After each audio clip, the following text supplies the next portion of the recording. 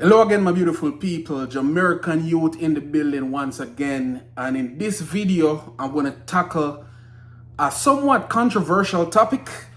We're going to look on if Jamaica's fans, the Reggae Boyz fans, do we support Jamaica well enough? Is our support enough? Is Reggae Boyz fan support enough? Slightly controversial topic. I'm gonna, kind of expound on it a little bit and what I mean when I'm asking that. But I also want to look into, now that the Gold Cup is done, what do we do now? What does the Reggae Boyz do in order to prepare for the Nations League coming up? And I'll talk about Nations League another time, but I just want to talk about the interim because Nations League, it's kind of broken down into a particular zone that we are in, and we play some teams, but we won't play other teams. And we'll talk about that in another video, but I just want to kind of give a little bit of a post-mortem to the Gold Cup, but also most of all tackle the controversial topic of Reggae Boyz fan support, because a lot of us on YouTube and on other forum, we talk a lot about we talk a lot about the Reggae Boyz. There's a lot of chatter on YouTube and in other forum, on radio and television about the Reggae Boyz, but does that chatter result into actual support, meaning boots on the ground, meaning butts in the seats at the stadiums watching the games, meaning you picking up your wallet and taking out your money and paying to watch the team and letting them hear your actual voice in the stadium? So we're going to talk about that a little bit. But before we get into that, I want to ask you to hit the like button, as this helps to send the video out to more eyes. And also, if you haven't subscribed to the channel, if you can hit the subscribe button, as that helps the channel to grow. And really want to try and grow the channel, or continue to grow the channel. So without further ado, we're going to get right into it. And the first thing I want to tackle, I have some things that I want to talk about in order, in terms of what it is that the Jamaica fans, what it is that Jamaica need to do in order to prepare, for the Nations League. I mean, we don't really want to take the Nations League lightly, regardless of who we're playing.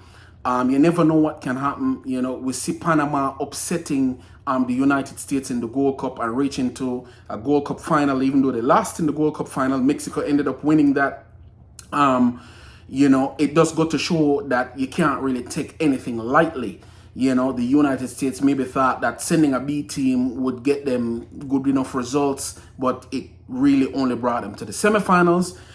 Jamaica, we had a really good run. I would say we had a decent run in the Gold Cup. We had a deep run down in the semifinals. Unfortunately, the eventual champions, which was Mexico, beat us, and that was it. Mexico was just the best team in the tournament. I thought we had a better team than the type of display that we put up against Mexico, but it never played itself out on the field. I really thought that we could have done better, especially given how we played against Mexico in the Azteca Stadium in the previous Nations League. I thought that we were going to do better, but Mexico went back home. They reconstructed their national team, and they came back and they looked like the Mexico of old, and they won the CONCACAF Gold Cup for the 9th time now.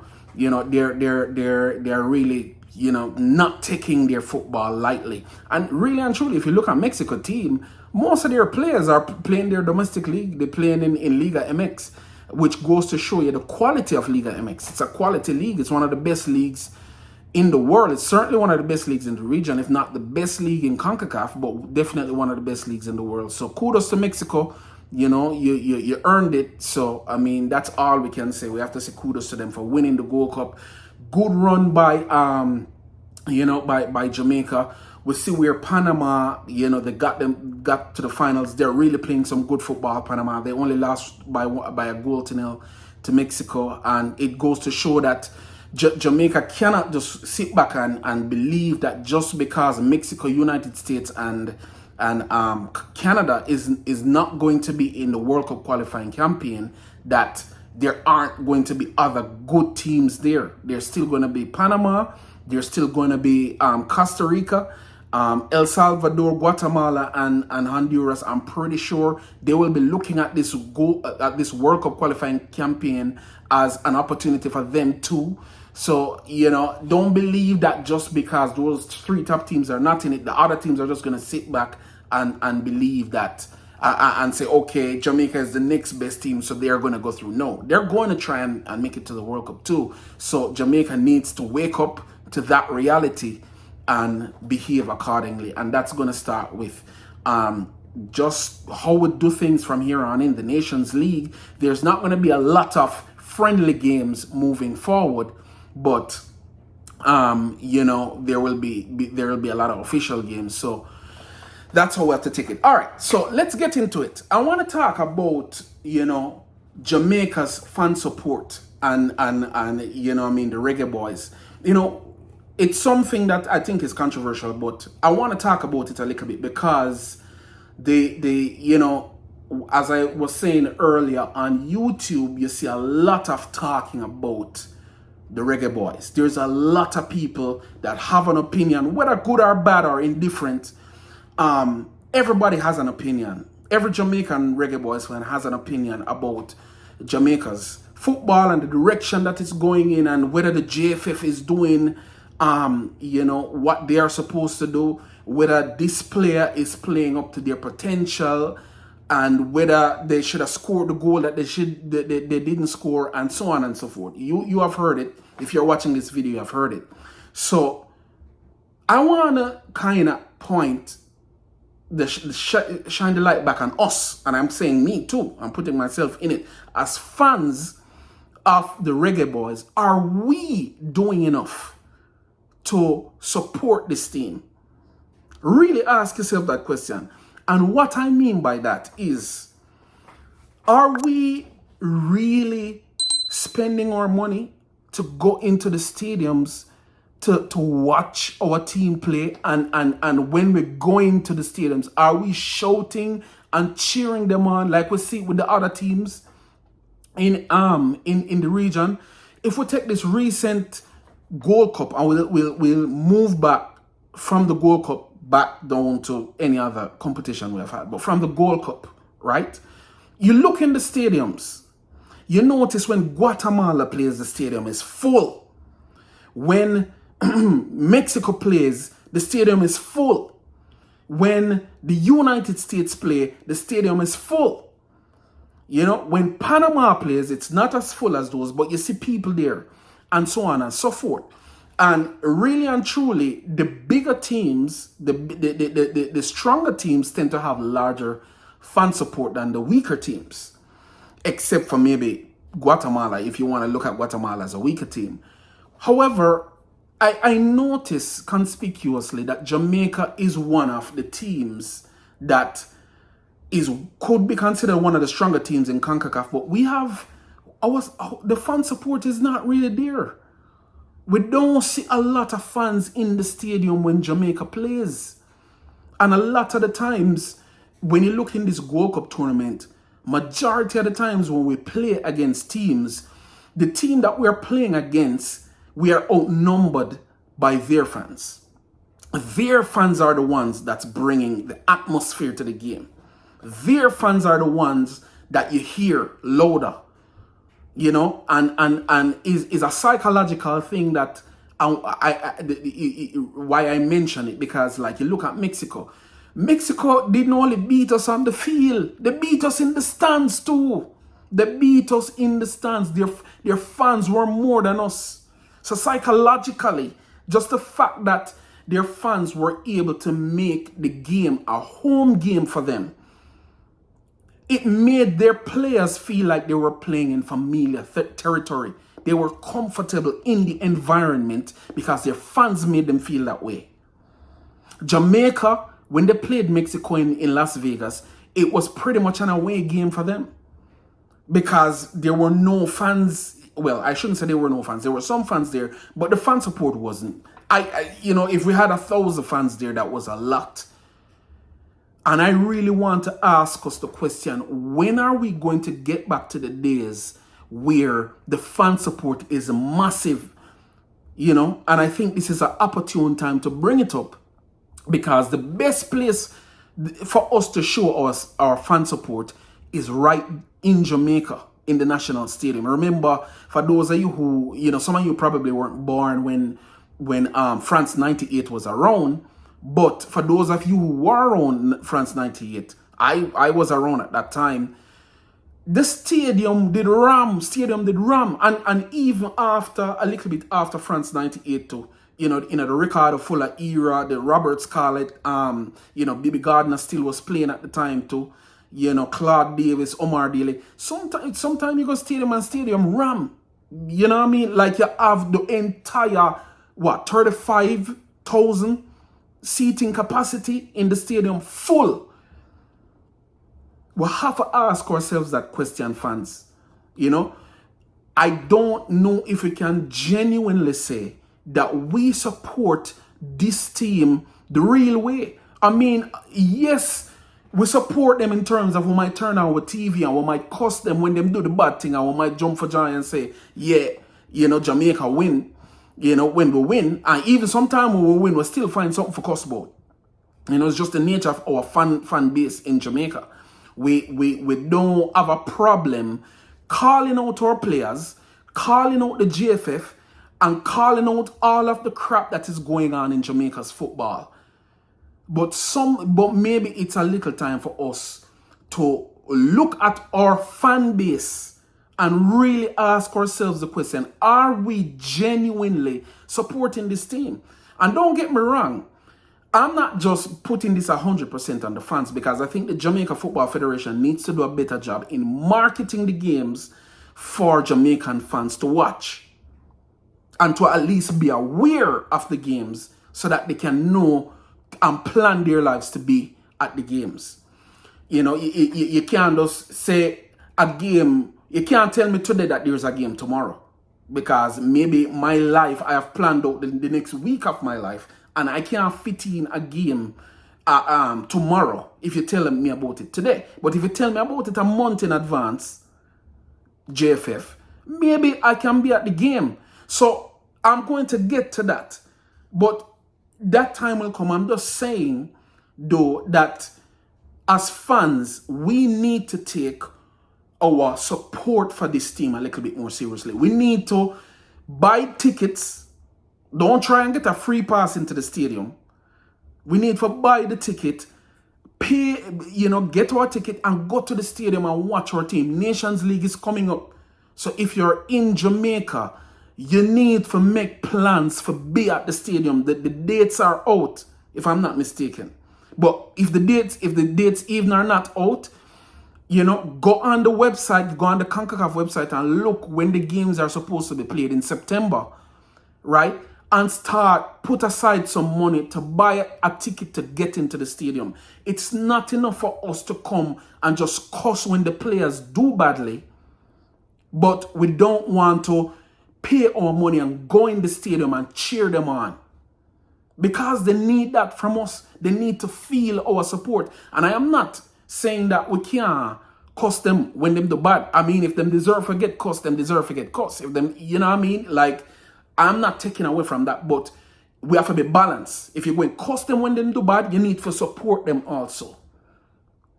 So ask yourself the question, do you genuinely believe that this Jamaica Reggae Boyz fan base supports Jamaica's team enough? And do you think you support Jamaica's team enough? Do you go out and watch this team? So I'm going to come off that because I've talked long enough and I don't want to make this video too long, but I really think that is something that we need to think about, because when you look in the stadium, the last time Jamaica played a home game, I can't remember the last time I saw a full stadium. I can't remember the last time I saw the National Stadium full to capacity with Reggae Boyz fans. And even when we played down at Catherine Hall, which is a smaller stadium, even that wasn't full. So we need, I think as fans, we need to do better in terms of supporting this team. So I'm just throwing that out there. I know this is controversial because people don't really like hear when you say they are doing things that they probably should be doing, So, I mean, it might be a controversial take, but I'm saying it. We need to support our team better. This is our team. It's our team. If we don't support them, nobody else not going to support them. It's our team this, and support don't mean just talking about when they do things badly. It also means you going in the stadium and supporting them. Buying your ticket and going there and support them. All right, so let's move on. So I want to talk about some other things that I think the team needs to do in order to prepare for the Nations League. So for one, my number one thing is we need an attacking midfielder. I think this is common knowledge now. Everybody's talking about it. It's so obvious on the field that it goes without saying. Jamaica needs an attacking midfielder. The two CDM thing that I think this coach is doing, it's not working in my opinion. Or I shouldn't say it's not working. It does work against some opposition, but I don't think that's the optimum potential of our team, especially when you look at our attacking front line with Bailey, Antonio, Demari Gray, Bobby Reed. We need somebody that can take the ball from the defense into offense comfortably. We really miss Ravel Marston in this past Gold Cup, but I talked about that already. I don't want to go back down that road, but in the interim, while we are here waiting on Nations League to happen, that should be one of the priorities of this coach, is to find an attacking midfielder, a competent attacking midfielder. And the reason why I'm saying that is because he had Daniel Johnson on the bench and he wasn't using him. And one can only deduce from that if you are not using Daniel Johnson, it means that you don't think he's good enough to do the job of a quality attacking midfielder. Because if he was good enough, you would be using him. So why were you not using him? So I'm assuming that is your feeling. So if that's the case, we need to source a quality attacking midfielder. I don't think two defensive midfielders is going to work against better quality opponents. We might get by them with maybe lower quality opponents, but when we get to the Mexicos, the Canadas, the United States, the Panamas, the Costa Ricas, if we want to beat those teams, we need creative midfielders. So that's number one. Number two, for the players need to go back to their clubs and make sure they're starting are getting a lot of minutes in their clubs. You need to be starting for your clubs, and you need to be getting a lot of playing time for your clubs. We need whenever the players coming for Nations League, they are sharp. And personally, I'm at the point right now where I don't even care if we're playing Grenada. We need players to come in being sharp. We can't afford to take any teams lightly in this Nations League, because remember that the Nations League is going to be used as a qualifier for the Copa America. And if you are paying attention and you see how the Nations League is set up, the Nations League is really set up so that the top teams, like the current top teams like Canada, Mexico, and the United States, that they're guaranteed qualification to the Copa America. That's how it's set up, because it's set up in a way where if you really follow it, the top teams, by the time they get to that second phase of CONCACAF Nations League, that they're playing weaker teams. And, again, I can do another video on that in another time. But if you really kind of break down how the Nations League is going to play out or may play out, it's not really set up in a very equitable way, if I might say.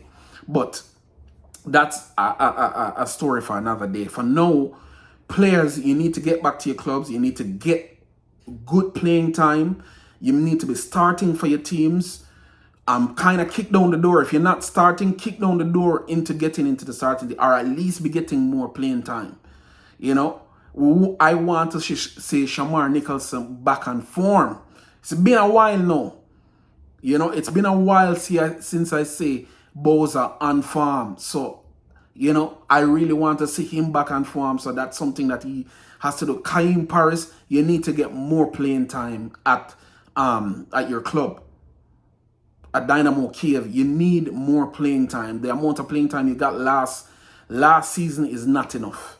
We need a little bit more from you, you know, so that you can get into this team. You're a young player with a bright future, but you need more playing time so that you can fit into the team better in the future.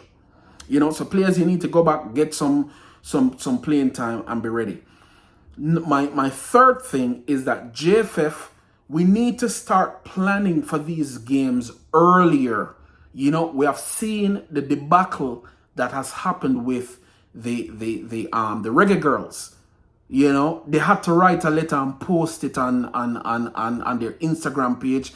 And then when I look on YouTube, I see some of the international YouTube pages, the pages from United States and so on.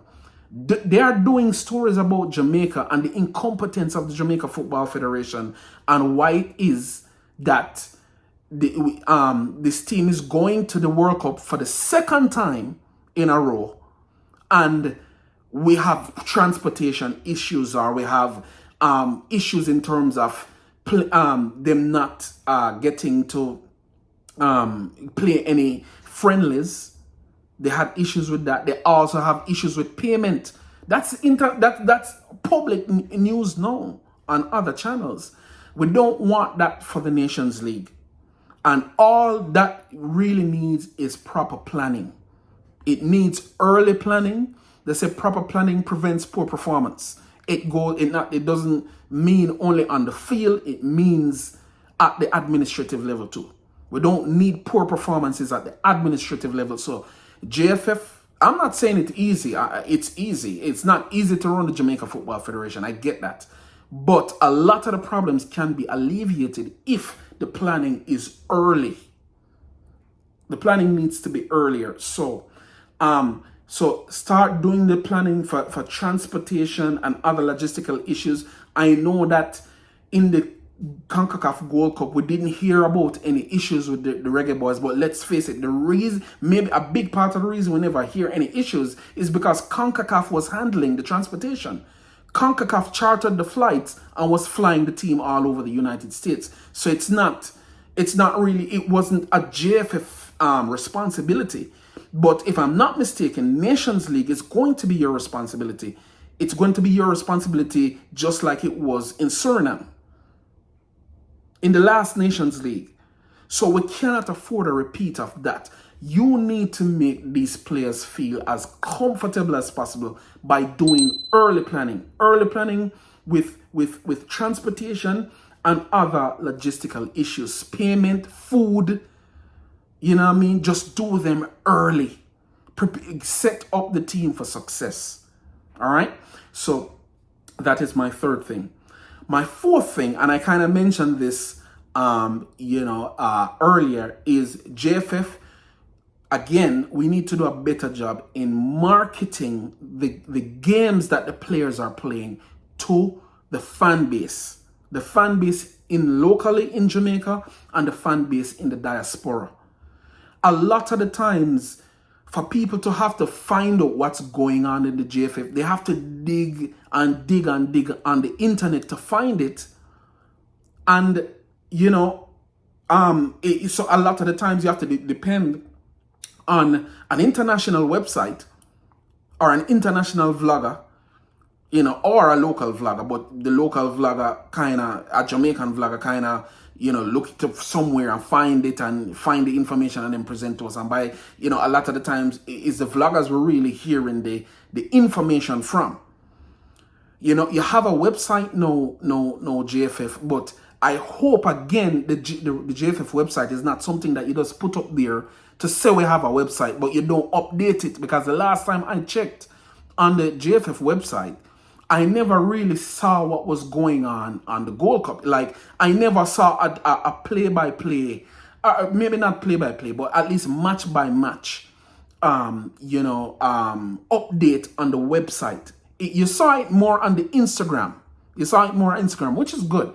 I'm not gonna say that that's not good, but on the website, you can have somebody maybe write articles in real time about the happenings at the Gold Cup and other things that are going on. You have a lot going on. You have the Reggae girls, you have the Reggae Boyz, the under 15s are going to be doing something. The CAC games just happened. All of that is going on, and we don't really see much being written in real time on the website. And that's what we would love to see. But in general, JFF, we need to do a better job in marketing the games to the fan base so that they can come out and support. When I grew up in Harborview, one of the best footballing communities in Jamaica. It's just facts. You know what I mean? Harborview have a quality football team for over the years. And one of the things that Harborview used to do, I don't know if they do it anymore. As a matter of fact, I don't think they do it anymore, but they used to do this. When they used to have match up at Compound, we call it Compound, but it's Harborview Mini Stadium. But when they used to have match there, they used to send around this driver with a megaphone, right? And he drove around the entire community advertising the game coming up on Sunday. And they would do that maybe twice for the week. But they will go around for the whole community and advertise it. And, Harborview was a decently supported team. I can say when I used to go to the stadium and watch Harborview play, there were people there. And I've been watching Harborview play from before Harborview was playing in the CONCACAF Championship League, where I remember the game. I watched the game up there, Harborview versus DC United. That was years ago. I was in there in the stadium at that time. I've been watching Harborview play at the Compound Mini Stadium since Onandelo was playing. When Onandelo used to wear the red boots, up at Compound. I was there when Walter Boyd play Harborview and Walter Boyd get a red card and come off and go into the dressing room and mash up the face base in the inside of the dressing room. I was there. I've been watching Harborview, but I'm saying, I'm just kind of going back. But what I'm saying really is, those things help for bring out the fans. It helped to, when people see that you're making a concerted effort to get them into the stadium, it makes a difference. Because, I know that a lot of people might be like, well, the fans cost, but they don't come to the games. You're not asking to come to the game. JFF, sometimes you're acting as if, people should just want to come to the game naturally. And yes, there is an element of that too. But you have to do some work on your end to pull people. Give them a reason to want to come. And sometimes a reason is just you simply asking them, could you come to the game? Come and support the Reggae Boyz.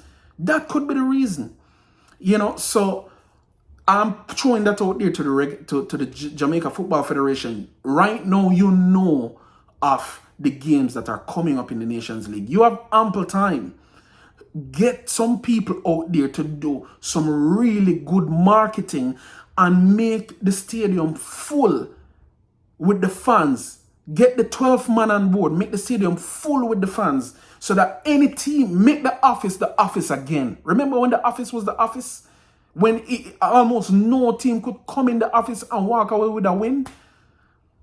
Now we get 3 love from Panama in the office now with a team that was arguably better than other teams that we have had before. Is this what we're going to have to deal with again? JFF, go out there, put the effort in to get the people to come in. And then finally, as I said before, with the fans, I'm not going to really touch on that too much more because I've said it before. Fans, we need to do a better job. We need to support our team. It's our team. It's on my side. On our side, this. You see me? So, you see me? My side, come on. You see me? I'm not going to just sit down and cuss them when they're bad and just don't support them. You know what I mean? Make us support them. Would I love to see Jamaica reach the point? by the next Gold Cup where we can actually outnumber outnumber a team that we are playing against. I did hear somebody say something like, oh, when you look on Guatemala, the Guatemala game against Guadeloupe, where they win 3-2 or something like that. And somebody did say, yeah man, New York, I feed them place that man, a whole heap of Guatemalans there. So that's why you saw so many Guatemalan fans. New York are our place too. Enough Jamaicans live in New York. Whole heap. You have is a lot of Jamaicans living in Connecticut, Hartford, Connecticut. As a matter of fact, if I'm not mistaken, Hartford, Connecticut is the highest concentration of Jamaicans in the United States. If I'm not mistaken, I could be wrong on that, but I think that's what it is. Hartford, Connecticut, which is right there on the eastern seaboard, just like New York. You have Jamaicans in Boston, in Connecticut, in New York, in Washington, D.C., in Philadelphia. Is a ton load of Jamaicans all the way out there. So it's not as if we can't outnumber other teams. I am pretty sure we can get 30,000 Jamaicans in a stadium.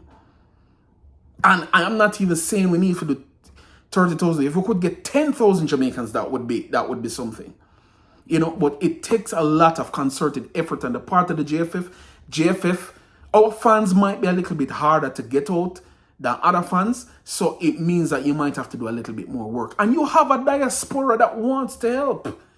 JFF, you have a diaspora that would love nothing more than to help.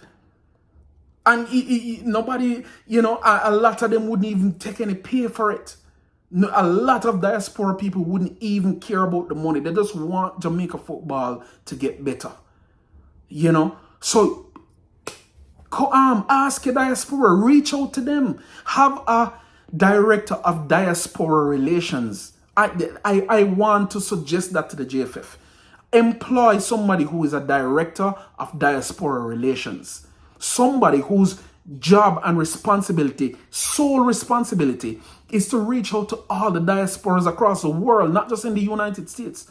Because Jamaica, you have diasporas in the United States, which will take up New York, Florida, Washington, D.C., Philadelphia, Los Angeles, Atlanta, Chicago, Boston, Hartford, Connecticut, and I could go on and on. So, you know what I mean? Like, that's a whole job in itself. Then you have diaspora in England, right? You have diaspora in Canada, right? You have diaspora in France. It's not as large a diaspora as what's in England, but you do have a diaspora in France. You have diaspora in other parts of Europe as well. Call on them, ask for the help. And just let's make the thing better. I just wanted to make this video. I am no footballing expert. I'm just giving my opinion from a fan point of view. So I hope whosoever hears this video gets something from it. Hopefully somebody from the JFF, and I hope the fans, you also take something from this. Let's support our team. Let's get behind our team and let's push them towards Gold Cup glory, to Copa America glory, and ultimately to qualify them for the World Cup. Let's get behind this team. Let's not fall flat now and say, oh, whenever they win the Gold Cup, so yeah, it's whatever. Let's just cuss and cuss and cuss. No, they did well. And they got to the semi-final, they lost to the eventual champions. And if you really look at it too, the last Gold Cup is the same thing happened. They got beaten in the quarterfinals by the United States, and the United States ended up winning the Gold Cup. So they are doing decently well. Obviously, losing to the United States and Mexico, if we can't beat those teams, we're not going to win the Gold Cup. So we have to find a way to beat those teams. And fans, it's going to take us. We are needed to do that. So anyway, I don't want to continue ranting. I've ranted enough. So thank you for watching the video, everyone. And I'm going to leave it right here. On your way out, please smash the like button. And if you haven't subscribed, subscribe to the channel. And until next time, take care of yourself. I'm out.